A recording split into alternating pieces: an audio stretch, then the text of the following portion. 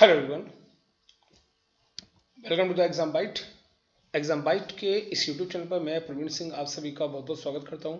और आज हम आरआरबी ऑफिसर ग्रेड 2 और 3 का जो अब एग्जाम होने जा रहा है सितंबर 2022 के लिए, उसकी प्रिपरेशन के रिगार्डिंग फाइनेंशियल अवेयरनेस की सीरीज स्टार्ट करने जा रहे हैं, जो कि एग्जाम बूस्टर की फॉर्म होगी। ये एग्जाम बूस्टर सभी प्रकार के बैंक एग्जाम के लिए इंपॉर्टेंट रहेगा। इस बूस्टर को बहुत ध्यान समझिएगा, ठीक है। इसकी एक सीरीज स्टार्ट है, इसमें हम step by step last 6 month का जो भी अपडेटेड होगा वो सारा कुछ में ऐड करते जाएंगे और समय समय पर बूस्टर आपको लगातार मिलता रहेगा सर, ठीक है। जो लोग ऑफिसर ग्रेड की तैयारी कर रहे हैं, ऑफिसर ग्रेड स्केल 2 और 3 की तैयारी कर रहे हैं, जीबीयू की तैयारी कर रहे हैं, ठीक है, उनके लिए खास तौर पे रिक्वेस्ट है कि वो इन वीडियोस को बहुत अच्छे से देखिएगा और समझिएगा, क्योंकि यहाँ से काफ़ी सारे क्वेश्चन आपके लिए एग्जाम में बनेंगे सर, ठीक है।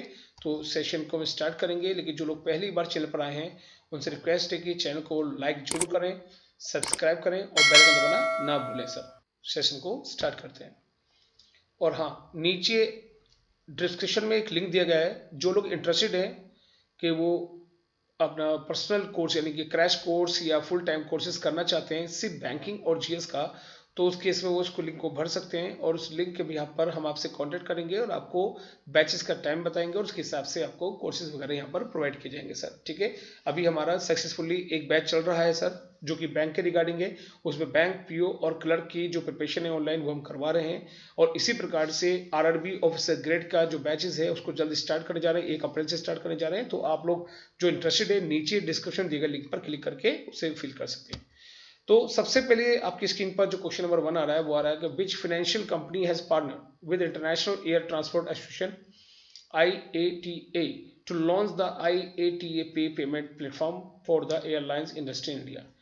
तो IATA पे पेमेंट प्लेटफॉर्म जो है इंडियन एयरलाइन इंडस्ट्री के लिए IATA द्वारा इंट्रोड्यूस किया गया है, विच फाइनेंशियल कंपनी पार्टनर्स के द्वारा, यानी कि इस कंपनी को पार्टनर बनाते हुए IATF ने जो है IATA ने इंडिया के अंदर IATA पे पेमेंट प्लेटफॉर्म को लॉन्च किया है। आपके option A HDFC bank, B Yes bank, C Axis bank या डी स्टैंडर्ड चार्टर्ड बैंक। आपको मिलेंगे 10 सेकेंड आंसर देने के लिए।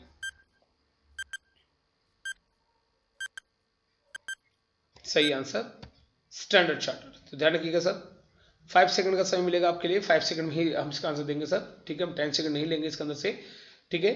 तो Standard Charter UK based bank के साथ जाने का, UK based United Kingdom based Standard Charter bank has the partner with the international air transport association IATA to launch a payment platform IATA pay for the airline industry in India. तो ये जो question है ये आपके exam point of view से काफी important है, तो इसको बिल्कुल ध्यान रखिएगा। अब हमें बात आती है कि IATA क्या है सर। तो देखिए ध्यान से, यहाँ पर IATA की बात की जाए तो इंटरनेशनल एयर ट्रांसपोर्ट एसोसिएशन, जिसके प्रेजेंट मेंबर हैं 290 एयरलाइंस, दुनिया की 120 देशों की 290 एयरलाइंस जो इसकी मेंबर्स है सर, ठीक है। और हेडक्वार्टर्स का मॉन्ट्रियल कनाडा में है और इसके डायरेक्टर जनरल का नाम है विली वेल्स, ठीक है। ये 19 अप्रैल 1945 को स्टैब्लिश हुआ था क्यूबा हवाना में सर, ठीक है। इसको भी ध्यान रखिएगा सर। तो ये इंपॉर्टेंट क्वेश्चन है IATA के बारे में, इसको भी बिल्कुल ध्यान रखिएगा। तो इसने IATA के यानी कि IATA पे सिस्टम को इंडिया में इंट्रोड्यूस किया सर। नेक्स्ट पॉइंट पे मूव करते हैं हम लोग। नेक्स्ट क्वेश्चन स्क्रीन पर ये रहा, which multilateral agency has become the first to open an office in the Gujarat international finance fair tech city sir. तो किस मल्टीलैटरल एजेंसी के द्वारा पहला ऑफिस गुजरात के इंटरनेशनल फाइनेंस टेक सिटी के अंदर खोला गया है। आपका ऑप्शन है A world bank, B NDB, C IMF और D ADB, ठीक है। 5 सेकंड आंसर देंगे, 5 सेकंड का समय।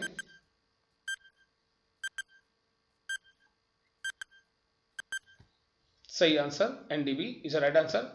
NDB की बात किया तो new development bank will become the first multilateral agency to open an office in the Gujarat international finance tech city. देखिए NDB की बात करें, NDB का पूरा नाम है ब्रिक्स बैंक। इसके फाउंडर कंट्री का नाम क्या था? ब्रिक्स देश, ब्रिक बैंक्स, ठीक है। तो ब्रिक्स जो है यानी ग्रुप है 5 देशों का, 5 विकासशील देशों का ग्रुप है सब दुनिया के, जिसमें ब्राजील, रशिया, इंडिया, चाइना और आपके जो है साउथ अफ्रीका आता है सब। इन देशों ने $100 अरब की लागत से NDB का गठन किया था 2014 के पीरियड में सर, ठीक है। तो इसको भी जानना है तो NDB का ब्रिक्स बैंक का नया नाम क्या है? NDB है सर, ठीक है। तो ये पोर्शन लेना है। अगर हम बात करते हैं यहाँ पर ADB की सर, ठीक है, एनडीबी का पोर्शन आ गया यहाँ पर। तो एनडीबी पोर्शन बात करी तो उससे पहले देखिए यहाँ पर 4 फाइनेंशियल इंस्टीट्यूट्स आपको दिए गए हैं, वर्ल्ड बैंक, आईएमएफ, एनडीबी और एडीबी। इन चारों के बारे में थोड़ी जानकारी हम लेना चाहते हैं। तो सबसे पहले एडीबी आपके सामने है। ADB is Asian development bank, ठीक है। ये 19 दिसंबर 1966 को स्टैब्लिश हुआ था। 68 मेंबर कंट्रीज हैं और इसका हेडक्वार्टर कहाँ है? मंडालुयुंग, फिलीपींस में। और इसके जो प्रेसिडेंट है वो जापानीज है, इनका नाम है मसासुगो असाकावा जी, ध्यान रखिएगा। और जापान की बात करें तो जापान के प्राइम मिनिस्टर हैं योशिहिदा सुगा। टोक्यो कैपिटल है और करेंसी है इसकी येन। इसके अलावा देखिए अगले फाइनेंशियल की बात की जाए तो ये आ गया एनडीबी, जिसकी हम बात कर रहे थे। एनडीबी 15 जुलाई 2014 को स्टैब्लिश होता है। शंघाई इसका हेडक्वार्टर है और $100 अरब की लागत से ब्रिक्स देशों ने इसको स्टैब्लिश किया था। पुराना नाम था इसका ब्रिक्स बैंक, अब नया नाम है एनडीबी यानी कि न्यू डेवलपमेंट बैंक, ठीक है। और ये भी याद रखिएगा कि जो इसके फर्स्ट चेयरमैन थे, फर्स्ट प्रेसिडेंट थे, उनका नाम था केवी कामत, जो कि इंडियन थे। और प्रेजेंट चेयरमैन का नाम अगर पूछे आपसे तो ध्यान रखिएगा वो है आपके मार्कोस प्राडो ट्राइजो, ये ब्राजीलियन है सर, ठीक है। तो प्रेजेंट प्रेसिडेंट का नाम है मार्कोस प्राडो ट्राइजो, ठीक है। और जो फर्स्ट प्रेसिडेंट थे इसके वो थे केवी कामत, जो कि इंडिया से थे सर, ठीक है। इसके अलावा देखिए यहाँ पे वर्ल्ड बैंक की बात है तो वर्ल्ड बैंक की बात भी कर लेते हैं। देखिए वर्ल्ड बैंक की बात किया तो वर्ल्ड बैंक के प्रेसिडेंट है डेविड मलपास, ठीक है। 2020 में इनको अपॉइंट किया गया है। जुलाई 1944 को स्टैब्लिश हुआ, वाशिंगटन डीसी में इसका हेडक्वार्टर है और 189 मेंबर कंट्रीज प्रेजेंट में इसके हैं सर। और सबसे इंपॉर्टेंट बात है कि वर्ल्ड बैंक के एमडी एंड सीएफओ की बात की जाए तो वो है अंशुला कांत, ठीक है। इसको ध्यान रखना, इंडिया ने स्टेट बैंक ऑफ इंडिया की एमडी को प्रमोट करके वर्ल्ड बैंक का एमडी एंड सीएफओ यानी चीफ फाइनेंस ऑफिसर बनाया गया है, इसको भी ध्यान रखिएगा। अब यहाँ पर आईएमएफ की बात कर लें तो आईएमएफ 100 समझ लीजिए। आईएमएफ की स्थापना जुलाई 1945 में हुई थी सर। वाशिंगटन डीसी में इसका हेडक्वार्टर है और इसके प्रेजेंट मेंबर 190 है सर, ठीक है। आईएमएफ के मेंबर कंट्री कितने हैं सर? 190 सर, ध्यान रखिएगा। जो जनवरी 2021 है उसमें एक नया मेंबर इसमें बन चुका है, उसका नाम है एंडोरा। एंडोरा स्पेन के पास एक छोटा सा देश है सर, ठीक है। यूरोपियन कंट्री है एंडोरा, जिसकी कैपिटल है एंडोरा ला वेला, करेंसी है यूरो सर, ठीक है। यूरो जोन का मेंबर है एंडोरा। तो एंडोरा की जो मेंबरशिप है आईएमएफ के द्वारा दी गई है, ठीक है, ध्यान रखना। और आईएमएफ यानी इंटरनेशनल मॉनेटरी फंड की जो प्रेजेंट में एमडी, उनका नाम है क्रिस्टिना जॉर्जीवा। क्रिस्टलिना जॉर्जीवा की बात की जाए जी सर, ये बुल्गारिया से रहने वाली है, ठीक है। बुल्गारिया देश की कैपिटल है सोफिया और वहां के प्रेसिडेंट का नाम है रमन रदेव। और लिव क्या है?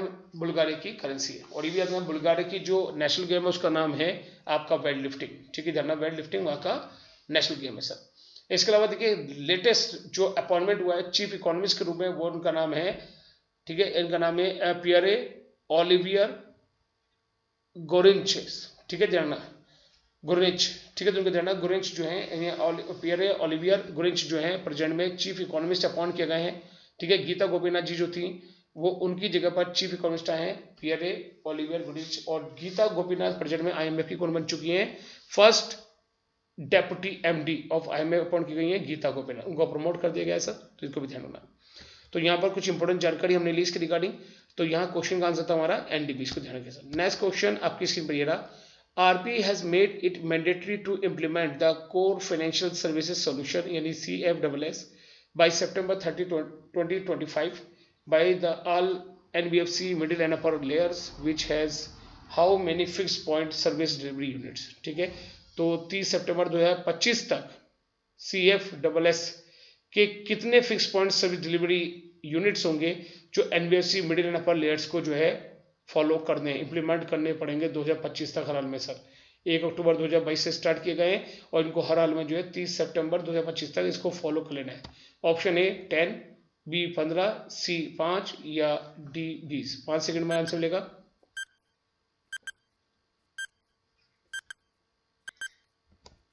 आप अपने आंसर कमेंट बॉक्स में बता सकते हैं। चैनल को लाइक एंड सब्सक्राइब करना बिल्कुल ना भूलिएगा सर, ठीक है। जो आप फर्स्ट टाइम जुड़ रहे हैं सर, बहुत ही इंटरेस्टिंग वीडियोस आपके आने वाले टाइम में आपको रोज ज़्यादा मिलेंगी सर।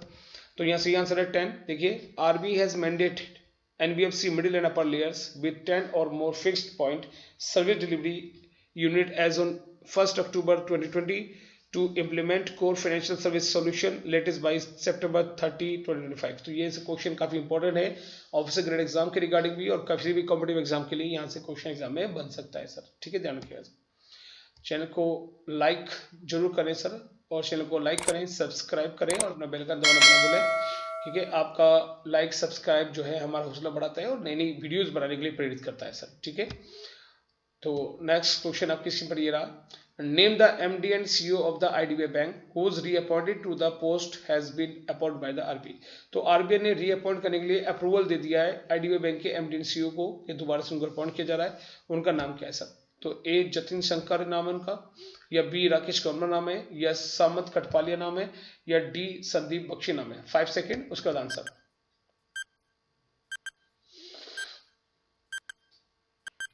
सही आंसर है इसका राकेश शर्मा। ठीक है, ध्यान रखिएगा, Rakesh Sharma. The RBI has approved the reappointed of Rakesh Sharma as MD and CEO of IDBI bank. और याद रखिएगा आईडीबीआई बैंक एलआईसी की अब सब्सिडरी है, तो जो एलआईसी के चेयरमैन होंगे एमआर कुमार, वही प्रेजेंट में आईडीबीआई के भी चेयरमैन होंगे सर। नेक्स्ट क्वेश्चन स्क्रीन पे ये रहा।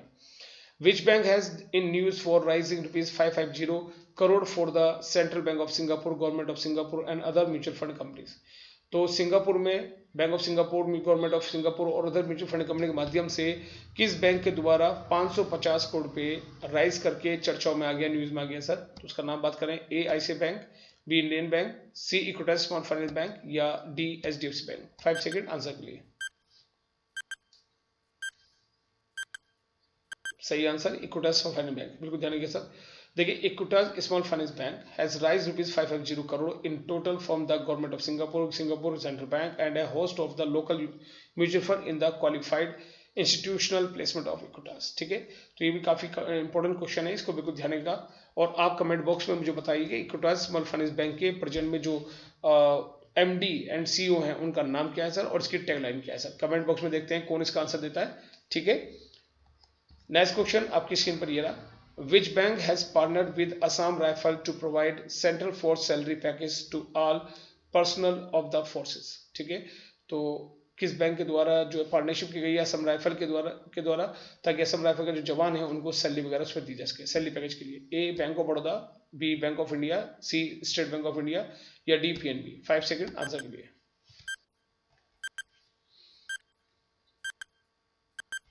सही आंसर बैंक ऑफ बड़ौदा, बिल्कुल ध्यान रखिएगा। Bank of Baroda has sign an MOU with Assam Rifles, the oldest paramilitary force, to provide the Baroda central forces salary package to all personnel to the Assam Rifles. याद रखिएगा, bank of Baroda की टैगलाइन है India international bank, और जो present में इसके chairman है वो आप मुझे कमेंट बॉक्स में बताइएगा। इसके एमडी का नाम भी आप जो कमेंट बॉक्स में बता सकते हैं, कमेंट बॉक्स में इसका नाम भी आप बता सकते हैं सर। नेक्स्ट क्वेश्चन, आगे बढ़ने से पहले इस चैनल को लाइक कीजिए, चैनल को सब्सक्राइब कीजिए और बेल आइकन दबाना बिल्कुल ना भूलें। जो लोग अभी जुड़े हैं, ठीक है, तो काफ़ी इंपॉर्टेंट सेशन चल रहा है, तो आप लोग बैक करके भी क्लासेस को देख सकते हैं। इसके अंदर हमने कौन कौन से इंपॉर्टेंट क्वेश्चन ले लिए हैं सर। 7th क्वेश्चन आपकी इसमें ये रहा। Which bank has become the first to enter the metaverse? Metaverse का मतलब होता है वर्चुअल वर्ल्ड सर। ठीक है, यानी आर्टिफिशियल इंटेलिजेंस बेस्ड एक वर्चुअल वर्ल्ड जहाँ पे बैंकिंग जो होगी एडवांस तरीके से होगी। तो किस bank, which bank has become the first to enter the metaverse? तो मेटावर्स में घुसने वाला पहला बैंक कौन सा है? Citi bank, A, B Barclay bank, C JP Morgan bank, या डी नन। 5 सेकेंड आंसर के लिए।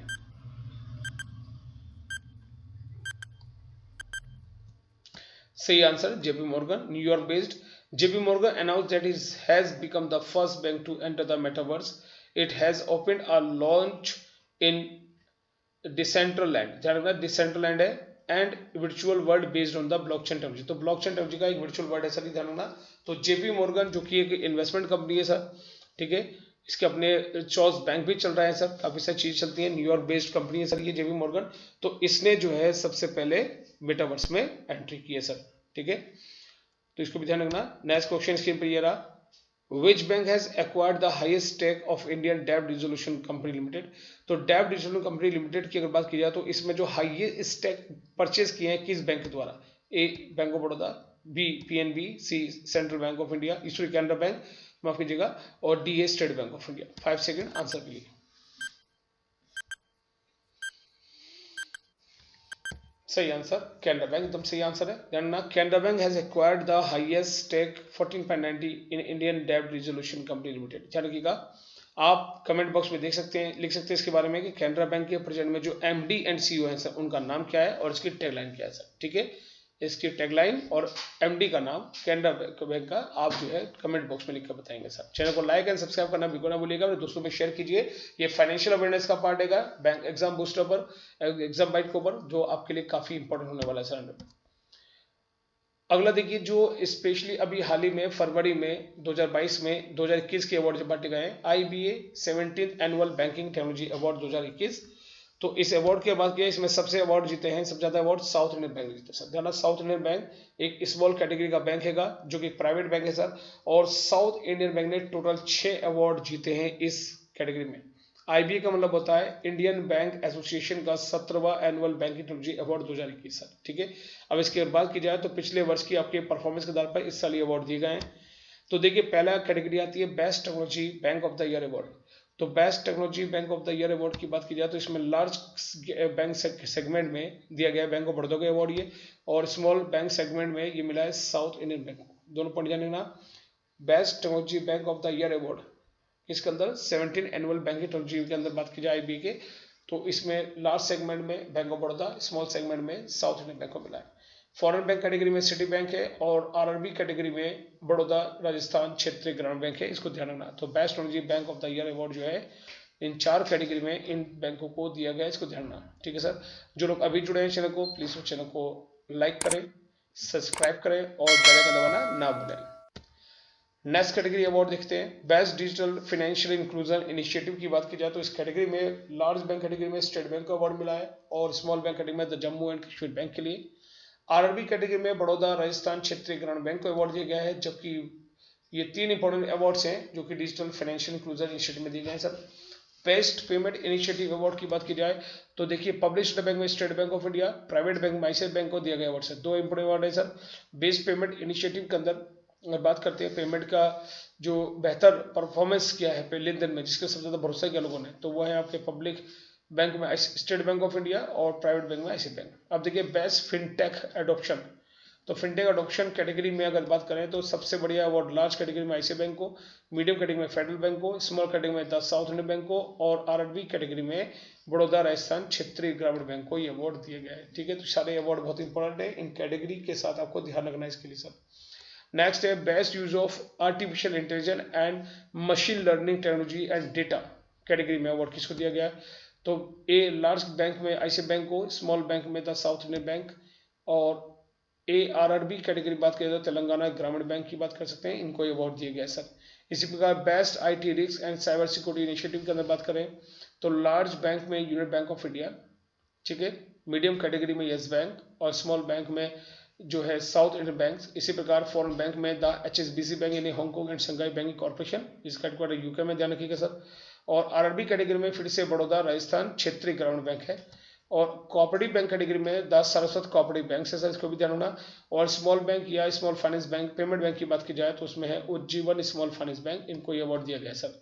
ठीक है, चैनल को लाइक एंड सब्सक्राइब करना ना भूलिएगा सर। जो लोग अभी जुड़ रहे हैं बीच में, ये काफ़ी इंपॉर्टेंट सेशन रहने वाला है सर। ऐसी और वीडियो जल्दी आपके सामने आने वाली है। चैनल को लाइक सब्सक्राइब करते रहिएगा और दोस्तों में शेयर कीजिएगा सर। ठीक है, क्योंकि ये जो वीडियोज़ है फाइनेंशियल अवेयरनेस का जो एग्जाम बूस्टर है, ये खाली बैंक PO और क्लर्क एग्जाम के लिए इंपॉर्टेंट नहीं है सर।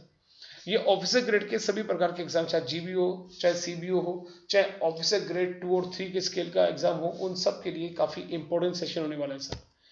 नेक्स्ट क्वेश्चन बात करते हैं, लास्ट कैटेगरी है क्लाउड एडॉप्शन। अभी क्लाउड एडॉप्शन क्या होता है, देखिए ध्यान से। क्लाउड एडॉप्शन होता है कि जब बैंक जो है यूज करता है ऐसी टेक्नोलॉजी जिसमें वो, आप मान लीजिए कि आपको स्पेस दे रहा है, वेब पर स्पेस दे रहा है, क्लाउड कंप्यूटिंग में हेल्प कर रहा है, यानी कि जो आप स्पेस है, आपका डेटा है, उसको आप स्पेस प्रोवाइड कर रहे हैं सर वेबसाइट के ऊपर ही, क्लाउड का एडॉप्शन का पार्ट है। इस कैटेगरी में लार्ज बैंक कैटेगरी में union bank of India, medium category में येस बैंक, और स्मॉल बैंक में कोरियन वैश्य बैंक, इनको अवार्ड दिया गया सर। फॉरेन में कैटेगरी में सिटी बैंक को, और RRB में फिर से बड़ौदा राजस्थान क्षेत्रीय ग्रामीण बैंक को अवार्ड दिया गया है। तो क्लाउड एडॉप्शन, जिन बैंकों ने क्लाउड एडॉप्शन को अच्छे से अपनाया है, यूज किया है, उन कैटेगरीज में, इन 5 कैटेगरी में ये अवार्ड इनको दिया गया, 5 बैंकों को दिया गया सर। ठीक है, अब ये अवार्ड दिए IBM, तो IBM क्या, तो नोट कर लीजिए इसको भी। इंडियन बैंक एसोसिएशन, जिसको स्टैब्लिश किया गया 26 सितंबर 46 में, और हेडक्वार्टर मुंबई में, और इसके MD CEO का नाम है अतुल कुमार गोयल। याद रखिएगा, ये यहाँ पर गलत है, अतुल कुमार गोयल जो है प्रेजेंट में, ये इसे हम काट देते हैं यहाँ से। अब ये PNB के ध्यान, पंजाब नेशनल बैंक, ठीक है, इसको बड़े नोट कीजिएगा, PNB। तो प्रेजेंट में अतुल कुमार गोयल जो है MD एंड CEO है किसके, पंजाब नेशनल बैंक के सर। ठीक है, इसको ध्यान रखना, पंजाब नेशनल बैंक के MD एंड CEO है सर। SS मल्लिकार्जुन राव की जगह पर अतुल कुमार गोयल अपॉइंट किए गए PNB के MD एंड CEO, और साथ ही साथ ये IBA के चेयरमैन भी है। Indian bank association is a bridge body between banks, bank employees, RBI और गवर्नमेंट ऑफ इंडिया। इनके बीच में अगर कोई मिसअंडरस्टैंडिंग होती है तो उसको रिसॉल्व करना ताकि बैंकिंग प्रॉपर चलती रहे, एक काम आईबीए का होता है, इसको बिल्कुल ध्यान रखिएगा सर। नेक्स्ट क्वेश्चन आपकी स्क्रीन पर ये रहा, which bank has achieve the maximum number of award at the IBA annual banking technology award 2021। अभी जो अवार्ड पर हमने बात करी है उसके अनुसार सबसे ज्यादा नंबर में अवार्ड किसको मिले sir? Option A HDFC bank, B Yes bank, C Axis bank या डी साउथ इंडियन बैंक। मेरे ख्याल से आंसर आप लोग समझ गए होंगे, कमेंट बॉक्स में दे सकते हैं। 5 सेकंड में आंसर। यस, इसका सही आंसर है साउथ इंडियन बैंक, एकदम सही है। Indian bank association has announced the IBA 17th annual banking technology award 2021। In total south Indian bank has won 6 award in the event. ठीक है, जो भी हमने अवार्ड्स की आपने पूरा सिस्टम देखा उसके अंदर ये जो 6 अवार्ड है ये साउथ इंडियन बैंक को प्रोवाइड किए गए हैं, इसको बिल्कुल ध्यान रखना। ठीक है, साउथ इंडियन बैंक का हेडक्वार्टर कहाँ है ये आप कमेंट बॉक्स में देख करके बताइएगा सर। नेक्स्ट क्वेश्चन आपकी स्क्रीन पर ये रहा, Which bank has won the Best Technology Bank of the Year award among the large bank segment in IBA 17 Annual Banking Technology Award 2021। तो देखिए किस प्रकार के क्वेश्चन यहाँ पर पूछे जा रहे हैं। तो लार्ज बैंक सेगमेंट में पूछ लिया, कभी स्मॉल बैंक सेगमेंट में पूछ लेगा आपसे, आरबी सेगमेंट में पूछ लेगा। तो ध्यान रखना यहाँ पर जो digital best technology bank award जो दिया जा रहा है वो यहाँ आपके ऑप्शन है A SBI, bank of Baroda, C ICI bank या D union bank of India. 5 second answer के लिए। सही आंसर आपका यहाँ पर बैंक ऑफ बड़ौदा है, बिल्कुल ध्यान रखिएगा sir. In the large bank segment bank of Baroda has won the best technology bank of the year award in IBA 17 annual bank technology awards. तो इस अवार्ड सेरेमनी के अंदर जिन जिन बैंकों जो अवार्ड दिए गए हैं वो सारे अवार्ड एक ही जगह पर इस वीडियो में आपको मिल चुके हैं सर। इन अवार्ड्स को सही से पढ़ने समझने के लिए इनको नोट डाउन जरूर कर लीजिएगा। आप वीडियो को बैक करके दोबारा से इसको देख सकते हैं सर। वीडियो को प्रॉपर देखिएगा, विदाउट स्किप देखिएगा, तभी जाकर के चीजें आपको अच्छे से क्लियर होंगी। ठीक है, तो इसको आप अच्छे जरूर करिएगा, जो आपके अपकमिंग एग्जाम है उनमें काफी इंपॉर्टेंट रोल करने वाला है। तो यहाँ पर आज का सेशन हम ये रखेंगे और ऐसी प्रकार से और ये इंटरेस्टिंग वीडियो नए फाइनेंशियल अवेयरनेस आपको लेकर के बहुत जल्द आपके सामने हाजिर होऊंगा सर। तब तक के लिए गुड नाइट।